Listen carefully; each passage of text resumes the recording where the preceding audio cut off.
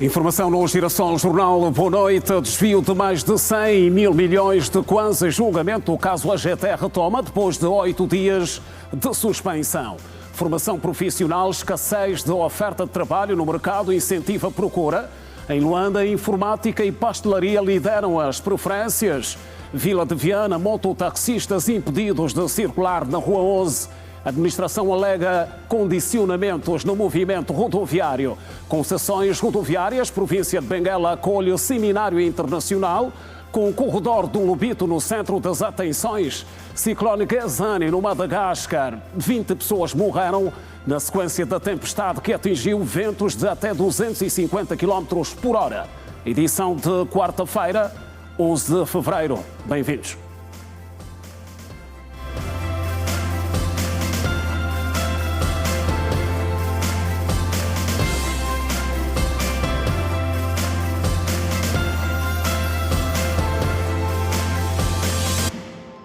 Outra vez, boa noite. A procura por formação profissional continua em alta, um pouco por todo o país. Responsáveis de alguns centros de formação ouvidos pela Girassol em Luanda afirmam que a tendência é dar respostas à escassez da oferta de trabalho no mercado e a necessidade de soluções alternativas para o autoemprego. A informática e a pastelaria destacam-se entre os cursos mais procurados. A procura por cursos profissionais não para de aumentar no país, seja em época de aulas ou em épocas de férias. Os jovens estão sempre à procura por cursos que lhes proporcionem as melhores condições de emprego ou de empreender. A escolha é pela oportunidade, de estar inserida no mercado de trabalho. Temos a abertura do novo aeroporto, que abre portas para nós, os jovens, com sonhos de estarmos inseridos no mercado de trabalho. Então, de certeza que lá haverá espaço para nós que estamos no centro. Os cursos mais procurados vão desde informática, assistência a passageiros e assistência a aviões, que, na visão do CEO de um dos centros de formação, Pedro Neto, são as profissões mais bem pagas e com mais regalias. Na verdade, o mais procurado é o curso de assistência a passageiros, ok? E a maior parte do pessoal são as meninas que maior procuram este curso. Cá em Angola só temos 2 escolas de formação. É o Cefotá, que estamos aqui na entrada do Zango 8000, e a outra que está ali acho que é no Patriota. Uma coisa é trabalhar no mercado aeronáutico, portanto é um privilégio, é um luxo. A outra é o grau de empregabilidade, portanto os salários são bons e então outras benesses, por exemplo, os funcionários que trabalham nas companhias aéreas têm outros bónus, têm bilhetes de passagem gratuito, não é? Essas são mais as grandes vantagens. Apesar de pouco falada, a aeronáutica vem ganhando espaço no mercado, principalmente entre as raparigas. Denise vê na formação de assistência a passageiros a realização de um sonho. Eu sempre quis fazer essa formação e o meu pai solicitou ao centro de formação e comecei a fazer a formação. O curso está a ser interessante, muito bom, até porque temos um excelente formador. Estou a conseguir me adaptar muito, mas muito bem aos conteúdos e está a ser muito bom. Já Lesia Rocha está a fazer enfermagem no ensino médio e conta que decidiu fazer o curso profissional de assistência a passageiros por curiosidade, mas atualmente pensa em dar sequência na faculdade. Eu estou a fazer assistência ao check-in e pronto. Diferente do meu curso que eu estou a fazer, estou a gostar muito da experiência. Uma experiência boa, tive uma curiosidade, a minha mãe incentivou-me, apoiou-me no curso em que estou a fazer agora. Está a ser uma experiência boa. O centro de formação recebe anualmente mais de 100 alunos e este ano prevê aumentar a oferta. Por isso, deixa um apelo às autoridades. O país precisa desses formandos. O novo aeroporto é um gigante adormecido. Portanto, o governo tem um projeto para o turismo, não é? Eu vou pedir, na verdade, aproveitar os amigos da Girassol, ao senhor secretário de Estado da Aviação, não é? O comandante de carreira, ao senhor ministro dos Transportes, a possibilidade de fazer essa abertura dentro do mercado aeronáutico, principalmente a TAP como companhia de bandeira. O Centro de Formação existe desde 2019 e já formou mais de 1000 alunos. Mototaxistas na Vila de Viana estão proibidos de fazer uso da Rua 11. A medida é da administração do município, que alega condicionamentos no movimento rodoviário naquela importante via que liga o Luanda Sul à Nacional 230. A medida deixou alguns mototaxistas indignados.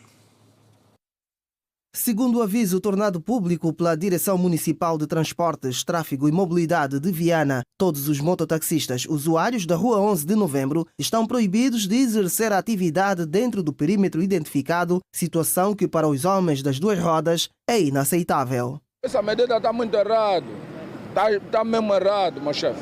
Aqui nós estamos bom porque não somos nós que saímos prejudicados, até o próprio povo, nossos passageiros saem prejudicados. Há muita gente que atravessa a ponte, vem aqui, levou carga. Então a tendência é mais de sair daqui com o peso até lá embaixo. E uma coisa que não dá certo. Por isso estamos a pedir só o nosso administrador.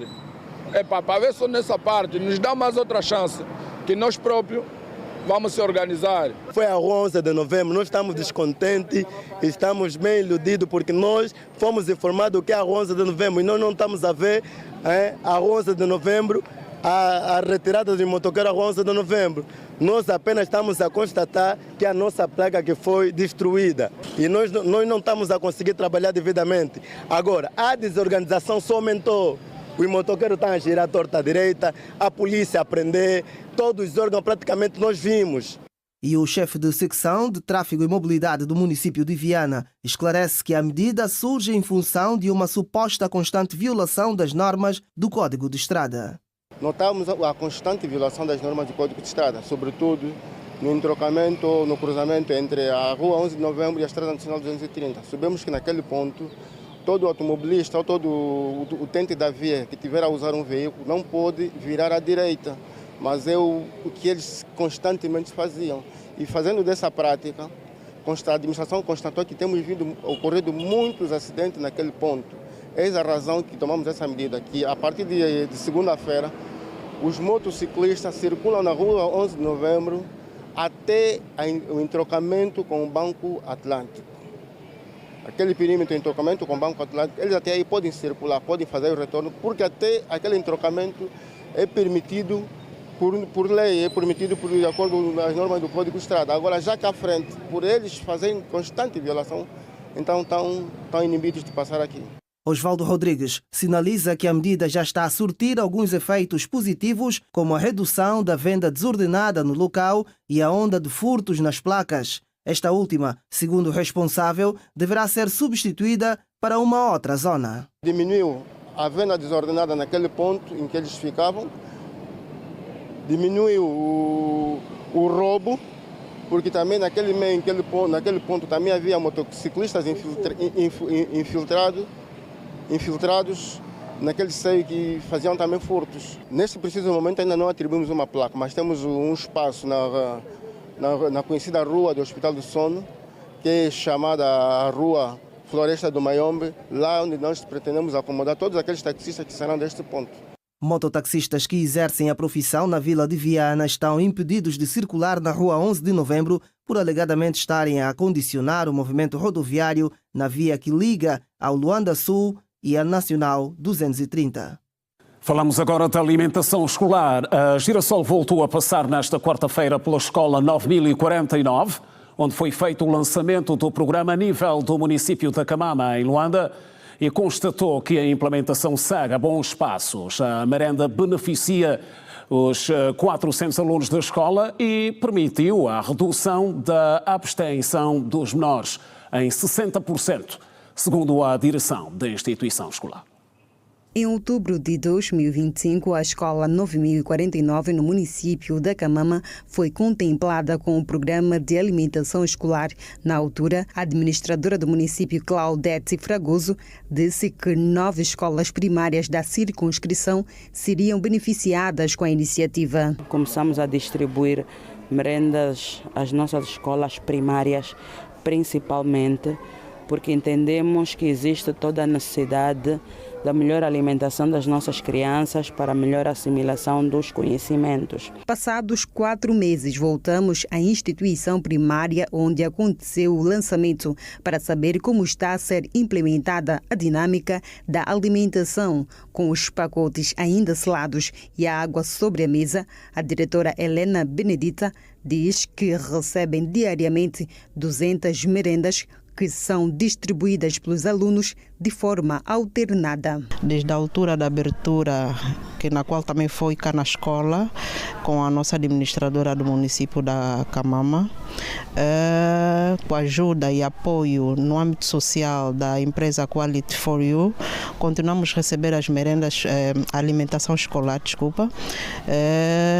normalmente recebemos 200 merendas dia, na qual com a gestão da escola temos feito de forma intercalada para que todos então possam ter oportunidade de uma merenda escolar dia. Bem, a saqueta é composta por um pacote de sumo palhinha, uma banana, uma sandes mista e também acompanha de uma água mineral. Helena Benedito afirma também que desde o início da implementação houve uma redução da abstenção dos alunos em 60%. Como temos algumas famílias que infelizmente são vulneráveis e não conseguem colocar um pãozinho, uma bolacha na mochila da criança, desde o momento em que eles deram conta que a escola tem oferecido alimentação escolar, as turmas ficaram mais cheias, o empenho é outro, o processo de aprendizagem também é outro, estão mais participativos, estão com mais vontade da aprendizagem.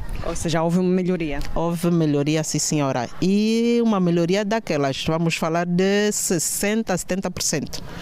Em relação das ausências que nós fomos notando em algumas crianças. O Programa Nacional de Alimentação Escolar em Angola, reestruturado pelo Decreto Presidencial número 8325, visa garantir refeições saudáveis e adequadas a 5,4 milhões de alunos do ensino primário e pré-escolar. O programa abrange 6.926 escolas públicas e tem um orçamento trimestral de 1,3 bilhões de kwanzas, sendo que operam em 5 dias por semana. E aconteceu nesta quarta-feira em Luanda a passagem de pastas entre a anterior Ministra da Educação, Luísa Grilo, e a atual titular do setor, Erika Aires. A cerimónia foi orientada pela Ministra de Estado para a Área Social, Maria do Rosário Bragança. No ato marcado por um momento de emoção e reconhecimento, Luísa Grilo agradeceu o apoio recebido durante o período em que esteve à frente do Ministério. Dirigindo-se aos colaboradores, destacou o empenho e a dedicação da equipa como fatores determinantes para os resultados alcançados ao longo de quase 6 anos. A governante cessante endereçou também uma palavra de reconhecimento ao Presidente da República, João Manuel Gonçalves Lourenço. O meu reconhecimento pelos 5 anos que podemos interagir e do trabalho que fizemos juntas, quer enquanto Ministra do Ensino Superior e quer enquanto Ministra de Estado para a Área Social. Muito obrigado por todo o apoio que me deu, muito obrigado pela amizade e pela simpatia que tivemos. Aos meus colaboradores, que agora passo para a senhora Ministra Érica, os meus agradecimentos muito profundos. Tudo o que nós conseguimos fazer ao longo desses 5 anos, devo a cada um de vocês. Foi a vossa entrega, a vossa dedicação que permitiram que nós pudéssemos ficar à frente do Ministério durante esses quase 6 anos que nós tivemos aqui. Uma palavra de agradecimento e de reconhecimento ao Sr. Presidente João Manuel Gonçalves Lourenço, que teve a confiança em mim e chamou-me para o seu executivo. Muito obrigado, Sr. Presidente, pela oportunidade que me deu de mostrar o que eu sou capaz, o que eu tentei fazer pela educação. Por sua vez, a nova Ministra da Educação, Érica de Carvalho Aires, começou por destacar as prioridades do seu mandato. Mas entre as nossas prioridades, destacamos o alargamento ao acesso ao ensino, principalmente ao ensino primário, a melhoria das infraestruturas escolares, o reforço da contratação de professores e a valorização contínua dos profissionais da educação. Assumimos estes como fatores essenciais para a melhoria da qualidade do ensino em Angola. Trabalharemos em estreita articulação com todo o Executivo, com os parceiros do setor, com diálogo, envolvido, sobretudo na formação de quadros e na implementação de projetos estruturantes para o setor para a criação de um sistema de ensino mais inclusivo. Assumo a função de Ministra da Educação com humildade, elevado sentido de responsabilidade e com a plena consciência da importância estratégica deste setor para o desenvolvimento do nosso país. Precisamos de todos, contamos com todos, certos de que com o trabalho, compromisso e união de esforços, construiremos um sistema educativo mais inclusivo e mais preparado para responder aos desafios do presente e do futuro. No seu discurso, agradeceu igualmente o Presidente da República pela confiança e sublinhou o elevado sentido de responsabilidade com que assume a nova missão, destacando a importância estratégica da educação para o desenvolvimento do país. A ministra garantiu ainda que o trabalho será desenvolvido em estreita coordenação com o Executivo e com os parceiros do setor, apostando no diálogo, responsabilidade e espírito de serviço público, com vista à construção de um sistema educativo mais inclusivo e preparado para os desafios do presente e do futuro. Concessões rodoviárias, Seminário Internacional em Benguela, em destaque.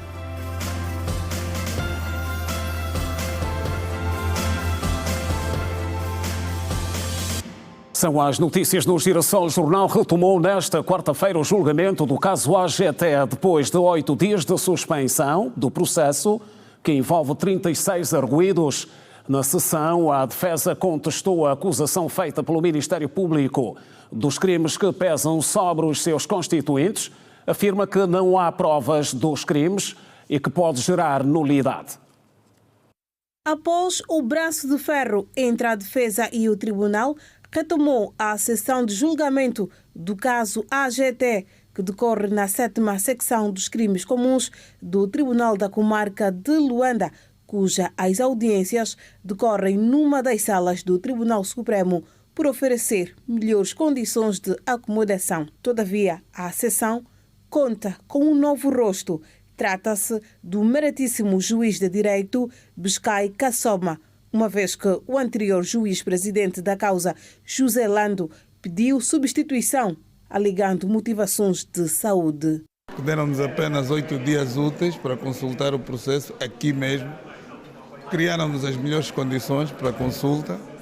Aliás, aquilo foi mais que uma consulta, foi mesmo uma espécie de processo à confiança, só não levado ao nosso escritório, porque éramos também 30 e tal advogados, não era possível cada um levar um processo daquele com 44 volumes e 6 anexos. Portanto, o Tribunal criou condições ótimas aqui neste Tribunal Supremo, onde nos foi permitido, inclusivamente, tirar fotocópias das peças que nós achávamos pertinentes para a defesa dos nossos constituintes. A defesa já tem um olhar atento para uma possível absolvição dos seus constituintes, referindo que as provas são insuficientes para justificar a condenação dos arguidos. Dentre eles fala-se de acesso legítimo do sistema informático da GTE, fala-se de branqueamento de capitais, fala-se de participação em negócio, fala-se também em crimes como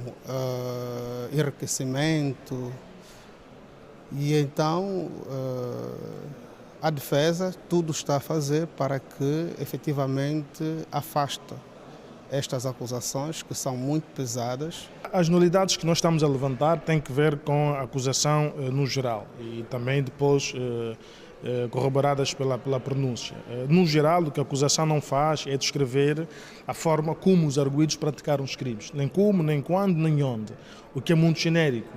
Portanto, a lei proíbe, estou-me a referir ao artigo 329 do Código de Processo Penal, portanto, proíbe que a acusação seja genérica. Portanto, a acusação tem de pormenorizar, tem de descrever de forma concreta o modo, o como, onde, ou seja, as circunstâncias concretas em que o arguido praticou os crimes de que vem acusado. Portanto, isso não consta da acusação.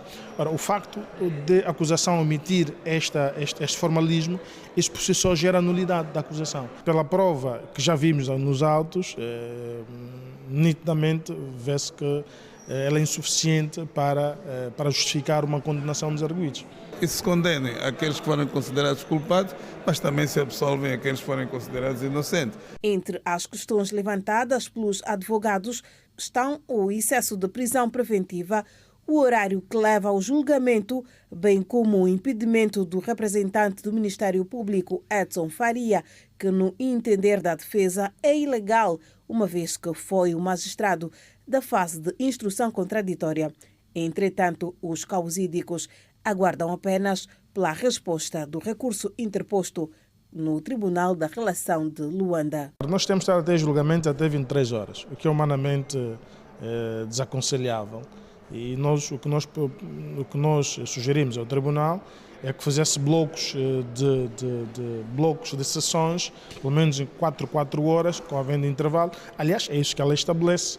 Os interrogatórios não podem ir para além das 4 horas. De um modo geral, arguidos que já estão há mais de um ano em prisão preventiva. Já está em recurso, o Tribunal da Relação, quando se pronunciar, se nos der razão, o processo vai ter que voltar a estaca zero. O julgamento teve início no dia 15 de janeiro deste ano, com um total de 32 testemunhas, entre os quais o PCA da AGT José Leiria. A acusação diz que os arguidos cometeram crimes de peculato, falsidade informática, acesso ilegítimo a sistemas e branqueamento de capitais, beneficiando empresas por meio de faturação falsa, redução indevida de dívidas fiscais e emissão irregular de notas. Consta ainda da acusação que os mesmos defraudaram o Estado angolano através dos reembolsos fraudulentos na AGT em mais de 100 mil milhões de kwanzas. Ora, e junta-se ao Girassol Jornal o jurista Nilton Capalo para a análise que se impõe a um outro assunto de fórum jurídico que temos hoje. Trata-se concretamente do Acórdão 1060/2026 do Tribunal Constitucional de 14 de janeiro, relativo a um pedido de fiscalização abstrata sucessiva feito pelo Grupo Parlamentar da UNITA no processo 1324/25, para que fosse declarado inconstitucional o Decreto Presidencial número 214/24 de 18 de outubro. Estamos a falar do decreto que aprova o Estatuto Orgânico do Instituto de Supervisão das Atividades Comunitárias. Dr. Nilton, boa noite, bem-vindo ao Girassol Jornal. E hoje olhamos para este assunto, um pedido da UNITA que o Tribunal Constitucional, portanto, não deu seguimento. Bem, boa noite também extensiva para os nossos telespectadores. Na verdade, esta questão, à partida, demonstra que, de alguma forma, tem estado a se fazer algum exercício a nível da democracia, que é normal que assim se proceda, porque, na verdade, no âmbito daqueles que são os atos praticados pelo Presidente da República enquanto chefe de Estado e os distintos órgãos de soberania, estamos a falar precisamente daquela que é a Assembleia Nacional e, por conseguinte, também os tribunais, à luz do artigo 105 da nossa Constituição da República de Angola, o Presidente, enquanto titular do Poder Executivo, tem aqui algumas competências que lhe são, no entanto, assistidas à luz da própria Constituição e, naturalmente, que numa situação como esta, existem aqueles que são os atos próprios do Presidente da República, conforme define o artigo 125 da nossa Constituição da República de Angola, sem prejuízo do artigo 119, daquelas são as suas competências enquanto chefe de Estado.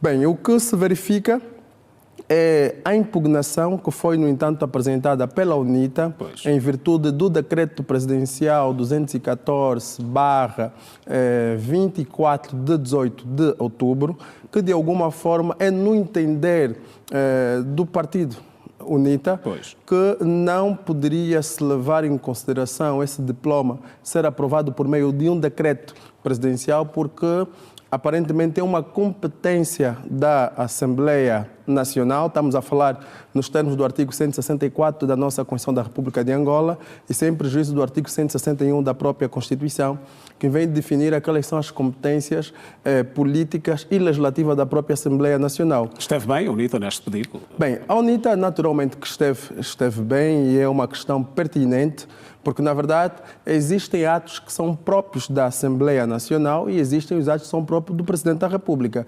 E relativamente à organização ou funcionamento daquelas são as instituições não governamentais, naturalmente deveria ter aqui o pronunciamento da Assembleia Nacional. Muito embora verificamos que foi do entendimento do titular do Poder Executivo compreender que fosse ser regulamentada a questão da criação de um instituto que visasse supervisionar aquelas que são as instituições ou associações comunitárias, porque há um tempo esta parte, segundo o GAF, que é o Grupo Financeiro de Apoio Internacional, verificou que houve e há um crescimento exponencial de certas associações não governamentais que se dedicam à questão do terrorismo, branqueamento de capitais e, por conseguinte, também outros crimes que são associados aos crimes internacionais. Portanto, é um decreto praticamente direcionado ao ISAC, não é? Um estatuto orgânico. Estamos a falar de um estatuto orgânico. Efetivamente, o posicionamento do partido UNITA era na perspectiva que, de facto, esta não poderia ser uma iniciativa do Presidente da República, porque, na verdade, é uma competência da Assembleia. E também, olhando para aquele que é, na verdade, o Acórdão 1060/2026, letra D, vem, no entanto, nos demonstrar que, de alguma forma, ao se pronunciar nessa perspectiva, é do entendimento que houve alguma usurpação da competência que é propriamente da Assembleia Nacional. Ora seja, se de facto se verificar que houve de facto usurpação de competências, estaríamos a falar de uma inconstitucionalidade orgânica. Isto por quê? Porque o órgão que, no entanto, praticou o ato não é competente em razão da matéria. Ou seja, pode ser competente em razão de outras matérias, mas esta em específico é uma competência da Assembleia Nacional. Dr. Nilton, a UNITA fala em liberdade de associação. Bem, naturalmente, se nós olharmos precisamente o artigo 48, 49 da nossa Constituição da República de Angola, vamos perceber a liberdade de associação. E quanto à liberdade de associação, esta é, no entanto, regulamentada por institutos próprios, o que pressupõe dizer que não careceria necessariamente de uma intervenção do Presidente da República para que houvesse aqui a criação deste instituto de supervisionamento. Ou seja, já existem mecanismos próprios. Se formos a falar da questão, por exemplo, de branqueamento de capitais, nós temos, por exemplo, a Lei 5/20, que visa, no entanto, inibir o branqueamento de capitais sem prejuízo da prevenção. E se nós olharmos anteriormente, tínhamos a lei precisamente 10/14, que falava sobre os crimes subjacentes ao branqueamento de capitais. Agora, se nós formos olhar a questão relativamente ao próprio compliance, temos o BNA, temos as instituições vocacionadas para o efeito. E é nesta perspectiva que a UNITA vem, no entanto, levantar aqui alguma voz e fazer referência que não haveria necessidade para o efeito, porque isto causaria até certo ponto uma ingerência. Ou seja, aquela que é a independência, a autonomia destas instituições associativistas, de alguma forma estariam aqui impedidas naquele que é o livre exercício do seu próprio direito. Olha que estamos... Daí justifica-se este posicionamento do Governo? Bem, está alinhado no facto nós estaríamos aqui precisamente no âmbito de uma faca, passo a expressão, de dois gumes. Por quê?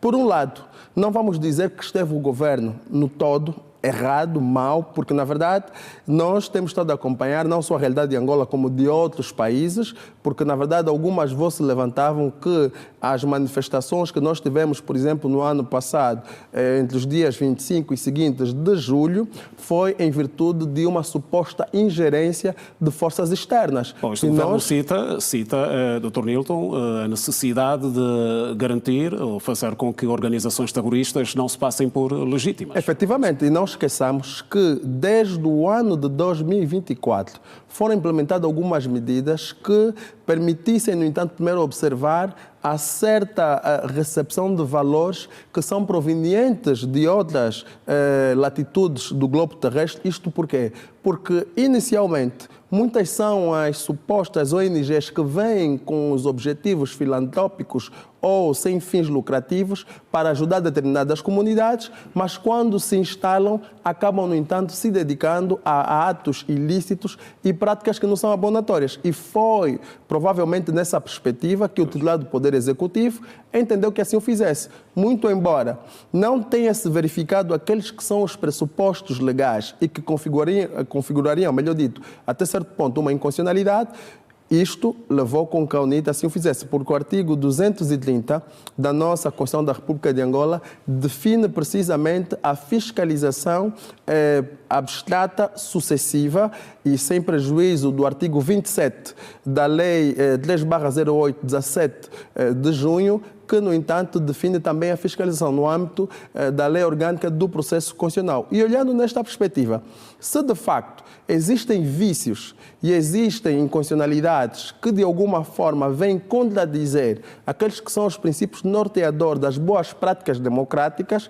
nada obsta para que assim o fizesse. Muito embora não foi este o posicionamento do tribunal, mas já acompanhamos outras situações que não só os partidos na oposição, mas também já verificamos situações pontuais da própria Ordem dos Advogados, por exemplo, de intentar determinadas ações junto do próprio Tribunal Constitucional e ter o devido desfecho favorável. E eu acho que é nessa perspectiva. Muito embora não tenha sido o melhor mecanismo, mas tem que se adequar ou se conformar com aquilo que descreve, de facto, a própria Constituição e a lei. Já agora, doutor, temos exemplos em Angola de organizações não governamentais que tenham servido de fachada no exercício de atividades à margem da lei? Bem, até o preciso momento não se apresentou evidências concretas de organizações que assim o fizessem, até porque os relatos que nós tivemos naquelas que foram as manifestações do ano passado, veio a própria Procuradoria-Geral da República, no entanto, desconsiderar que houve de facto ingerência. Teve a presença de um outro cidadão estrangeiro, mas que não configurariam até certo ponto algum perigo, mas sem prejuízo de que, enquanto Estado, Angola deve estar atenta a todos esses sinais, de modo a evitar situações futuras, porque, ora, vejamos, temos as situações de algumas organizações que começaram até no âmbito religioso e depois expandiram-se e hoje são um grande calcanhar de Aquiles para alguns países que até hoje, infelizmente, não têm paz. E é fundamental compreender aqui o papel que o Estado vem, no entanto, desempenhar, quer mais na perspectiva da prevenção e, sobretudo, da segurança pública. Mas é necessário, repito, que se observe os preceitos constitucionais e, sobretudo, legais para que não tenhamos aqui usurpações de competências ou essas solicitações de fiscalização, no entanto, abstrata, sucessiva ou preventiva. Dr. Nilton, obrigado mais uma vez por ter vindo ao jornal e continuação de bom trabalho. Seguimos a informar. O Ministro da Energia e Águas, João Batista Borges, trabalha na província do Zaire, onde visitou projetos do setor em curso. Destaque para as obras de construção do projeto de abastecimento de água de Unzeto. Antes desta visita, o Ministro da Energia e Águas, João Batista Borges, esteve no município do Quelo, onde foram avaliadas as condições das infraestruturas de energia e águas, tendo o titular da pasta orientado às equipas técnicas soluções rápidas e eficazes tendentes à melhoria das infraestruturas locais. A visita foi efetuada na companhia do governador provincial do Zaire, Adriano Mendes de Carvalho, no âmbito do acompanhamento direto dos projetos estruturais do setor das águas, com vista ao reforço do acesso sustentável à água potável pelas populações. O sistema de abastecimento de água do Unzeto, em execução, apresenta uma capacidade de produção de água de 165 metros cúbicos por hora e uma capacidade de distribuição de 48 metros cúbicos por hora. A rede de distribuição contempla um total de 138 ligações domiciliárias repartidas entre a sede da comuna da Musserra, com 110 ligações e 8 chafarizes, e a localidade do Loje Pequeno, com 28 ligações e 3 chafarizes, incluindo ainda os pontos ao longo da conduta adutora. O projeto integra igualmente a construção de 3 reservatórios elevados com uma altura de 10 metros, sendo 2 com capacidade de 200 metros cúbicos e um com capacidade de 60 metros cúbicos. Atualmente, a empreitada registra um grau de execução física estimado em cerca de 47%. No mesmo dia, o ministro da Energia e Águas deslocou-se à Fazenda Girassol no âmbito do projeto de eletrificação das povoações do desvio do Ambris, Loje Grande, Malade e Quissema, abrangendo as províncias do Bengo e do Zaire. Este projeto de elevado impacto socioeconômico contempla a construção de 34 quilómetros de linhas de média tensão a 30 kV, a instalação de postos de transformação aéreos, a implementação de cerca de 8 quilómetros de rede de baixa tensão e a realização de aproximadamente 600 ligações domiciliárias. A empreitada apresenta um nível de execução física de 84%, perspectivando-se a sua conclusão dentro dos prazos estabelecidos em benefício direto das populações abrangidas. Tanto o projeto de construção do sistema de abastecimento de água do Nzeto, como o de eletrificação das povoações do desvio do Ambris, Loje Grande, Malade e Quissema apresentam-se como estratégicos para esta região e para os seus habitantes e reforçam o compromisso do Executivo angolano na melhoria contínua e sustentável das condições de vida dos angolanos. No âmbito do programa de Diálogo União Europeia-Angola, a província de Benguela acolhe o primeiro seminário internacional sobre concessões rodoviárias que decorre na cidade ferroportuária do Lobito. O certame tem como tema central o contexto das concessões rodoviárias em Angola, boas práticas e estratégias internacionais e regionais. Trata-se do primeiro evento onde estão a ser discutidas as possibilidades de olhar para o setor rodoviário como mola impulsionadora para o desenvolvimento do país através das concessões rodoviárias.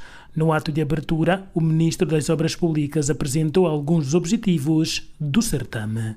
A realização deste ato demonstra o interesse de Angola para mobilizar o financiamento privado para as infraestruturas públicas, reduzir a pressão sobre os recursos financeiros do Estado previsto no Orçamento Geral do Estado, garantir a eficiência e a manutenção das infraestruturas, acelerar a implementação de projetos estruturantes neste domínio público. Na sequência, Carlos Alberto anunciou a construção de infraestruturas rodoviárias que irão impactar na economia do país, com destaque para o corredor do Lobito. O governo de Angola, com o apoio de um importante parceiro internacional, a CRBC, teve já início a realização de estudos e projetos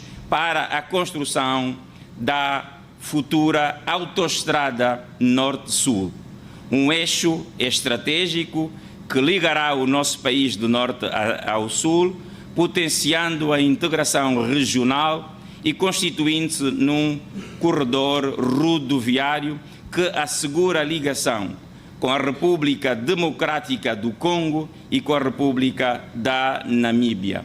E ainda conecta a República da Zâmbia através do corredor do Lobito e a integração na rota transafricana número 3, que liga o norte ao sul de África. Para o governador Manuel Nunes Júnior, as estradas constituem, sem sombras de dúvida, o fator de desenvolvimento do país durante o seu discurso na qualidade de anfitrião. Investir nas estradas é investir no comércio, na agricultura, no turismo, na indústria e, sobretudo, na melhoria das condições de vida das nossas populações. Por isso, acolher este seminário aqui no Lobito não é apenas simbólico, é também um sinal claro do compromisso do Estado angolano com o desenvolvimento equilibrado do território e com a integração regional. A reflexão em torno das concessões rodoviárias é uma iniciativa entre o Instituto de Estradas de Angola e a Infraestruturas de Portugal, que há muito tem contribuído no setor rodoviário através da construção de estradas. Angola está num momento de pensar os seus eixos rodoviários. Acabámos de ouvir o Sr. Ministro dos Transportes a anunciar uma autoestrada do norte ao sul de Angola. Por isso, este é o momento de pensar estes assuntos, pensar na sua visão estratégica e pensar um modelo de financiamento e de construção e depois de exploração destes eixos. Durante os 2 dias, os participantes, a par dos temas selecionados em discussão no Salão Nobre da Administração Municipal de Lobito, irão visitar algumas infraestruturas técnicas de desenvolvimento do corredor de Lobito. Continuamos a informar o Girassol Jornal. Voltamos no próximo bloco com mais. Continue ligado, não saia daí. Até já.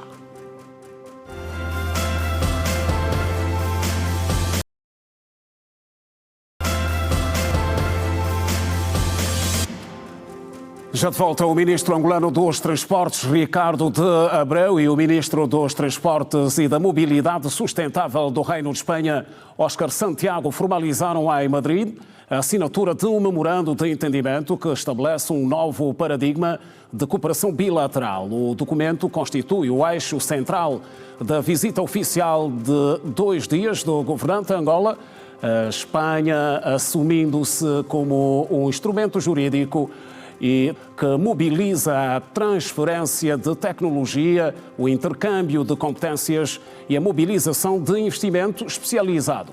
O acordo foca-se na execução de projetos estruturantes com destaque na expansão e integração da rede ferroviária, visando a conectividade regional e o potencial do corredor do Lobito. E o ministro de Estado e chefe da Casa Civil do Presidente da República, Dionísio Manuel da Fonseca, está em Abuja, onde representa o Presidente da República, João Lourenço, nas celebrações dos 50 anos de assassinato do general Murtala Mohamed. Nesta quarta-feira, a agenda do Ministro de Estado esteve focada em visitas à Embaixada de Angola e a ex-primeira-dama da Nigéria, a Joque Murtala Mohamed, viúva do antigo chefe de Estado. Em Abuja, Dionísio da Fonseca vai igualmente conceder audiências a grupos empresariais e aos governadores dos estados nigerianos de Bayelsa e Nasaraua. Amanhã, o ministro de Estado vai discursar em nome do presidente João Lourenço numa conferência internacional que marca os 50 anos de assassinato de Murtala Mohamed. Atualidade fora de portas, 20 pessoas morreram em consequência da chegada do ciclone Ghezani no Madagascar. Nesta terça-feira, a tempestade atingiu ventos de até 250 km por hora e deixou além dos mortos vários bairros submersos. Segundo as autoridades malgaches, as vítimas morreram com o desabamento das suas casas. Pelo menos 15 foram dadas como desaparecidas. Além das vítimas mortais, a tempestade deixou 33 pessoas feridas, casas sem telhados, bairros completamente submersos e, na sequência, várias árvores foram arrancadas. A tempestade atingiu a cidade de Tomasina, com população estimada em 400 mil habitantes. Da cidade, mais de 2.740 habitantes foram evacuados por precaução, depois do ciclone atingir zonas costeiras. Grupos de ajuda humanitária afirmam que até 90% das casas atingidas ficaram sem telhado e descreveram a situação como um caos total. De acordo com a agência Lusa, dados das Nações Unidas indicam que é o segundo ciclone que atinge Madagascar só este ano, depois de um primeiro, há cerca de 10 dias, ter provocado 14 mortes e mais de 31 mil deslocamentos. A Nigéria poderá receber cerca de 200 soldados norte-americanos que irão ao país para o treinamento de tropas nigerianas, com foco no combate aos grupos islâmicos. A informação é avançada pelo Africa News, que cita um funcionário norte-americano e recorda que na semana passada o exército dos Estados Unidos confirmou a presença de uma pequena equipa na Nigéria, embora não tenha divulgado o tamanho do destacamento. É a primeira vez que as autoridades norte-americanas admitem o envio da missão militar à Nigéria, depois de ataques contra grupos terroristas islâmicos levados a cabo em dezembro último.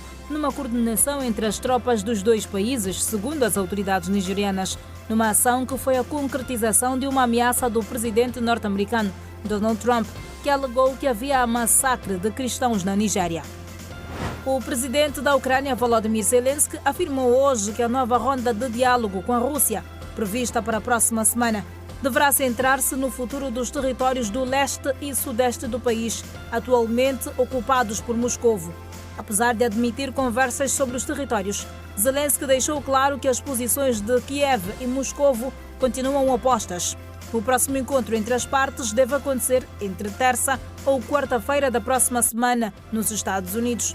Segundo a agência Lusa, o líder ucraniano disse em entrevista à Bloomberg que na agenda do encontro consta uma proposta de Washington para criar uma zona franca, onde possa haver comércio livre, funcionando como uma espécie de zona tampão na disputada região de Donbass.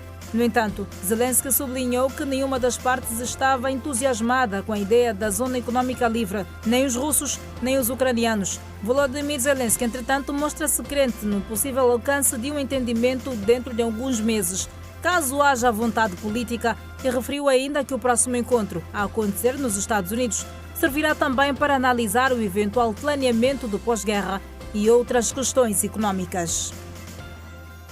Angola e a República Democrática do Congo pretendem reforçar a segurança na fronteira comum. O assunto consta na agenda da reunião bilateral entre os Ministérios do Interior de Angola e do Interior de Segurança da República Democrática do Congo, que Luanda acolhe a partir de amanhã.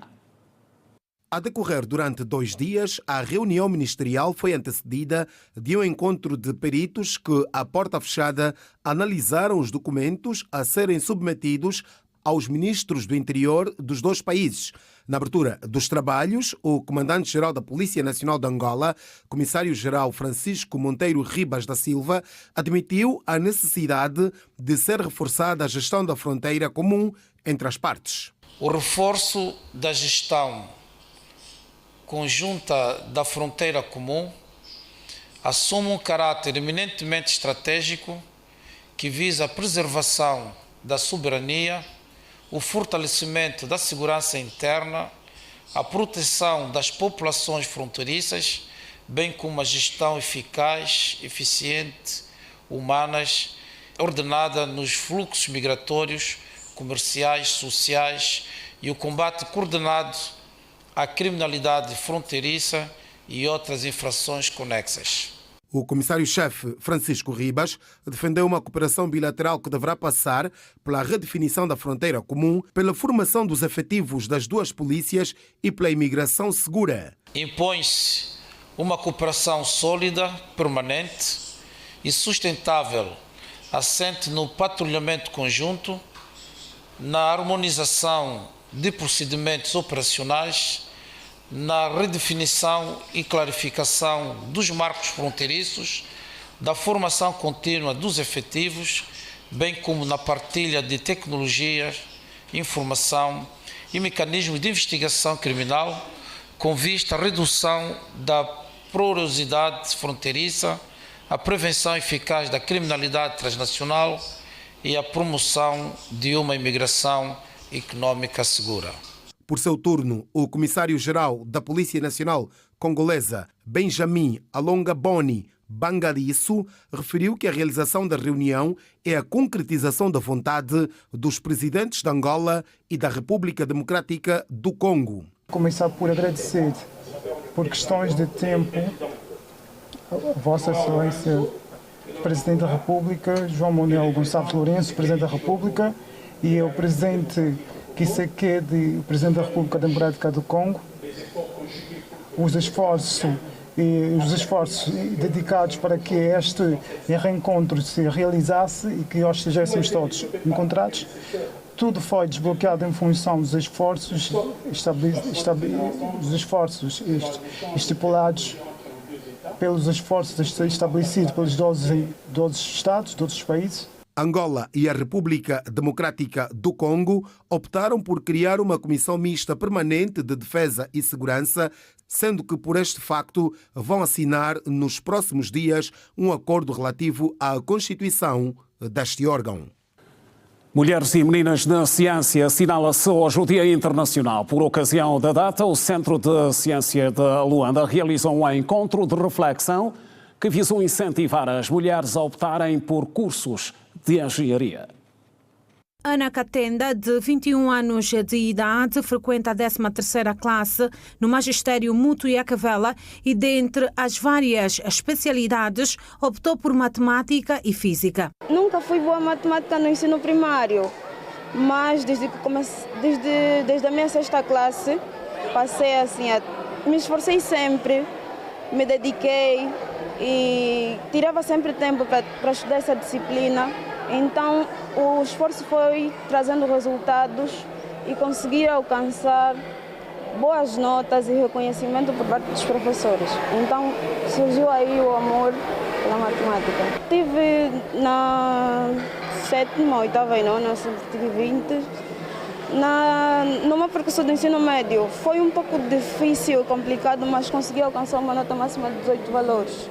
Quanto a esta escolha, Ana diz que sempre teve apoio dos seus pais. Sempre, desde o princípio, sempre me incentivaram a seguir aquilo que eu achava que eu gosto. Achava que vai de acordo a aquilo que eu quero ser, assim, ao meu potencial, ao potencial que eu tinha. Os meus pais sempre me incentivaram. Estou a fazer formação de professores. Não tenciono continuar. Vou optar para a engenharia eletrônica e telecomunicações. Entretanto, este encontro teve como objetivo incentivar o género feminino a escolher as carreiras de engenharia, uma área maioritariamente dominada por homens. Uma efeméride que se enquadra na missão do Centro de Ciência de Luanda, que é divulgar e realizar atividades voltadas à ciência, tecnologia e inovação, para, sobretudo, motivar e inspirar as mulheres e meninas a optarem nas carreiras das engenharias. Sabemos que o número de investigadoras ou de mulheres nas carreiras de engenharias ainda é muito baixo, e então o nosso trabalho com as escolas, hoje temos aqui mais do que 150 alunas do ensino médio a participarem justamente para motivá-las e inspirá-las a optarem, a seguirem para a carreira das engenharias, porque também o centro é uma instituição voltada à equidade de género e faz parte dos ODS, Objetivos de Desenvolvimento Sustentável das Nações Unidas, e do próprio PDN, que é, digamos, a inclusão das mulheres nas carreiras das ciências. Segundo o responsável, muitos são os programas educativos a serem desenvolvidos pelo Centro de Ciências de Luanda. O Centro de Ciência é voltado todo às engenharias, tecnologias matemáticas, e nós temos vários programas, vários modos educativos que são voltados a essa temática. Ou seja, vários projetos, por exemplo, Ciência sobre Rodas, que leva o conhecimento e a ciência fora de portas, é também para incentivar e inspirar as mulheres e meninas a optarem pela carreira das engenharias. E temos outras atividades permanentes, como Luanda Universo, que é uma atividade ligada ao planetário, ligada, digamos, à ciência da astronomia e à astrofísica, e, enfim, laboratórios, cozinhas de ciência que nós temos, portanto, tudo voltado a incentivar e a inspirar, portanto, as mulheres e as crianças, sobretudo estudantes do primeiro e segundo ciclo, a optarem pela carreira das engenharias, das ciências. Este evento envolveu adolescentes e jovens, estudantes e professoras, com ministração de palestras e partilha de experiências, tudo em prol do Dia Internacional da Mulher e Meninas na Ciência, que se assinala a 11 de fevereiro. Vandalismo de bens públicos. Compromisso na senda de combate. Em destaque.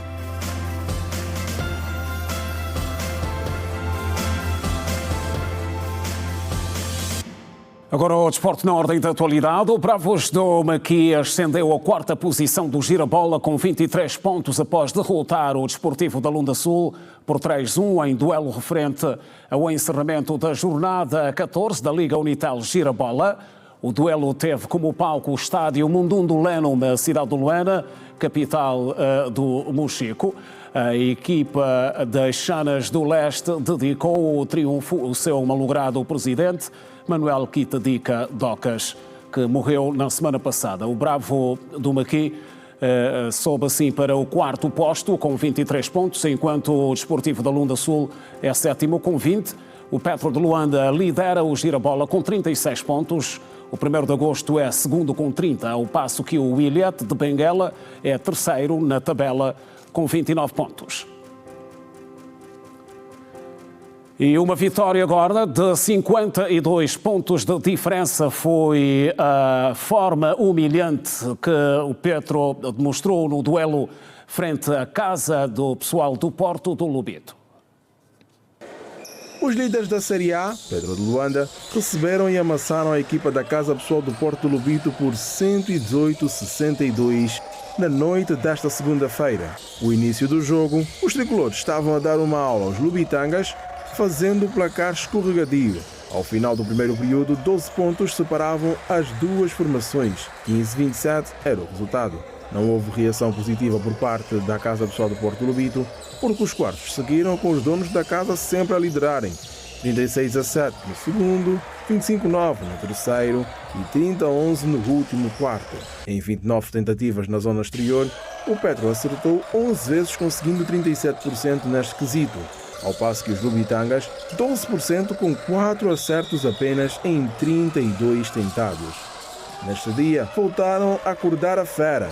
Abubakar Gaku, extremo do Petro de Luanda, foi o MVP, levando para a cartola 19 pontos, isso em 19 minutos na quadra.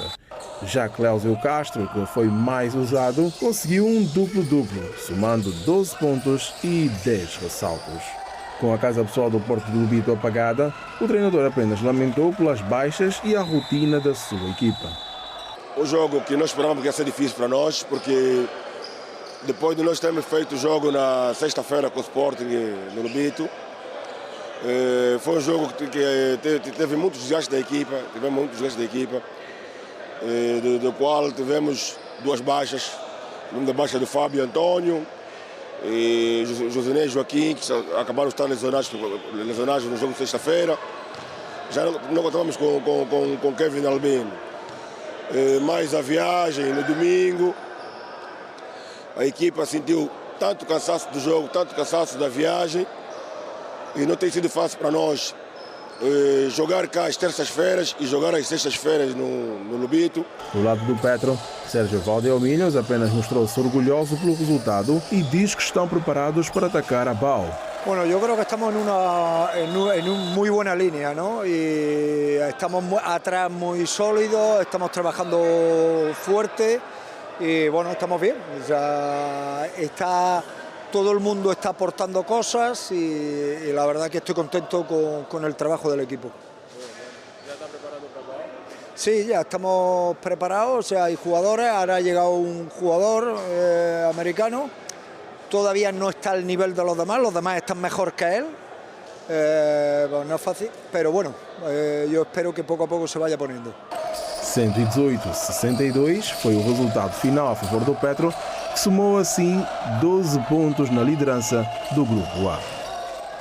Emoções da Unitel Basket, mais um curto intervalo no Girassol Jornal. Até já.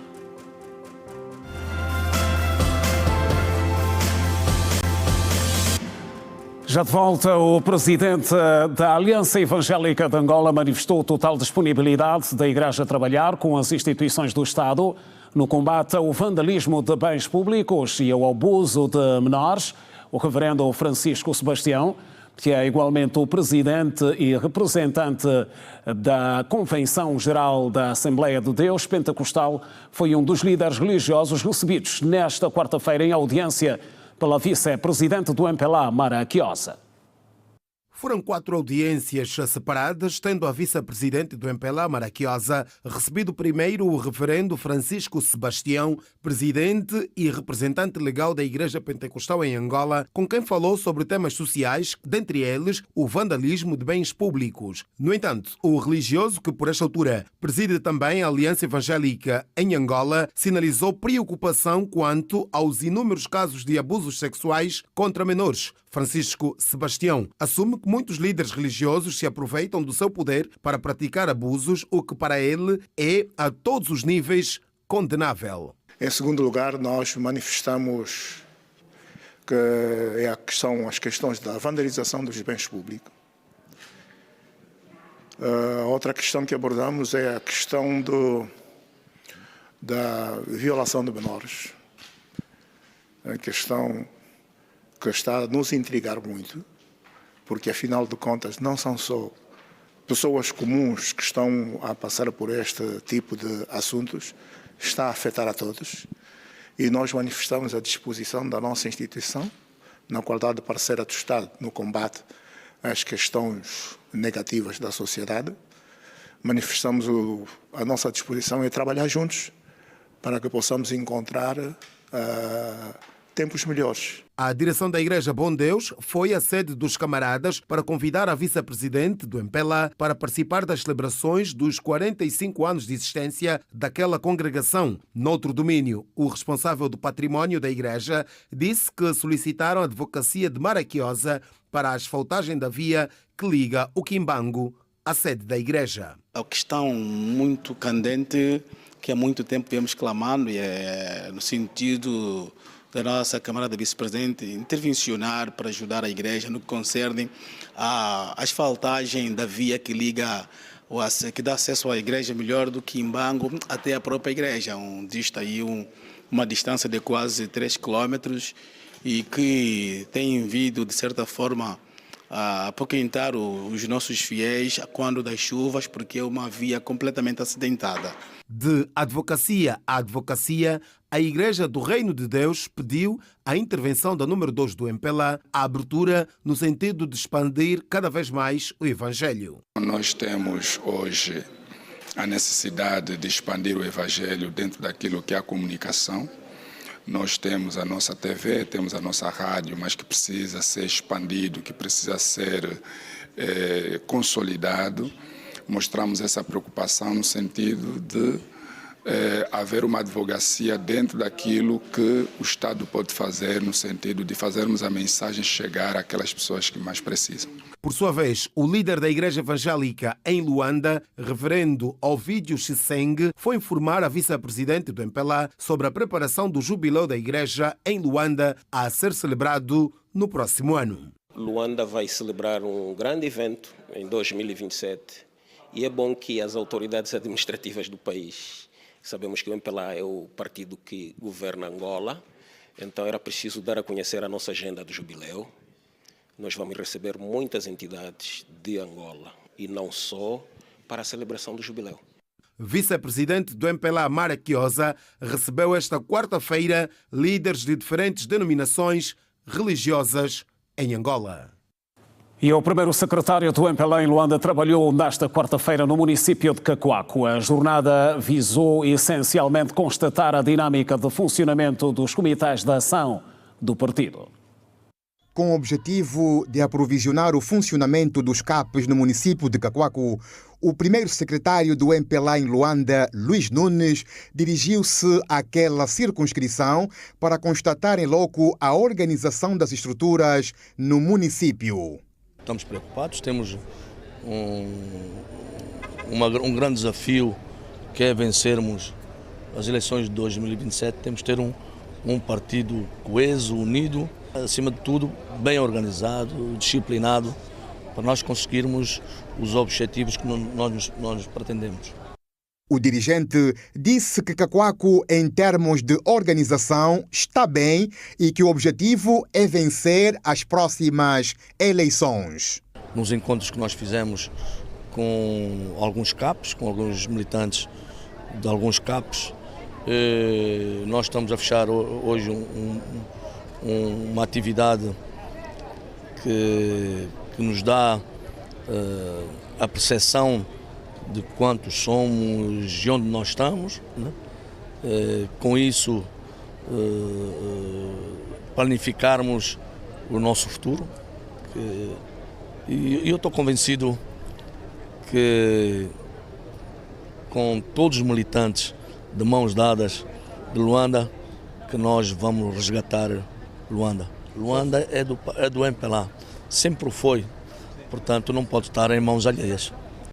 O administrador de Cacoaco, Fernando Francisco João, diz que o município está saudável e com os militantes coesos na luta para o desenvolvimento do município.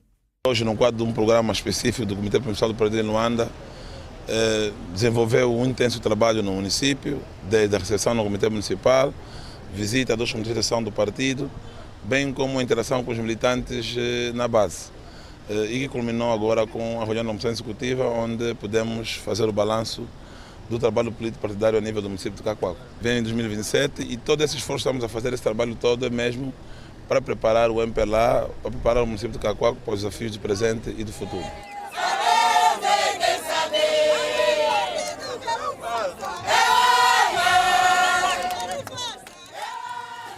Tudo dito na edição de quarta-feira do Girassol Jornal. O próximo encontro está marcado para amanhã, à mesma hora, 19h45. Continuação de boa noite. Passe bem.